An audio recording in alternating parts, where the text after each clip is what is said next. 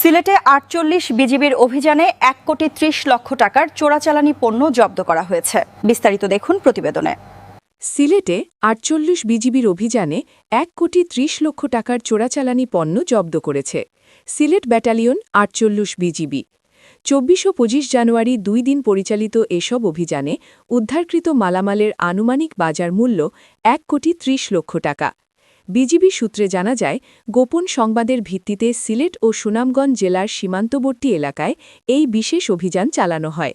বিজিবির সংগ্রাম, ডিবির হাওর, বিছনাকান্দি, প্রতাপপুর, তামাবিল, দমদমিয়া, কালাইরাগড় এবং বাংলাবাজার বিওপি এই অভিযানে অংশ নেয়।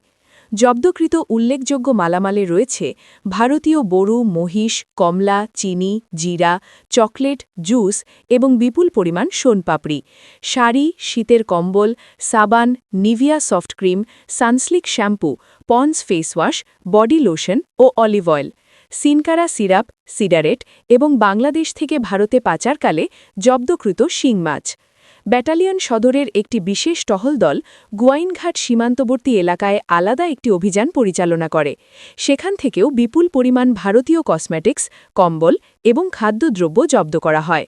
সীমান্তে নিরাপত্তা রক্ষা, চোরাচালান এবং মাদকদ্রব্য পাচার প্রতিরোধে বিজিবির আভিযানিক কার্যক্রম ও গোয়েন্দা তৎপরতা অব্যাহত রয়েছে।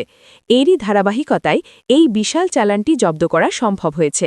সিলেট ব্যাটালিয়ন ৪৮ বিজিবি অধিনায়ক বিজিবি জানিয়েছেন, জব্দকৃত এসব মালামালের বিষয়ে বিধি মোতাবেক প্রয়োজনীয় আইনগত ব্যবস্থা গ্রহণ করা হচ্ছে।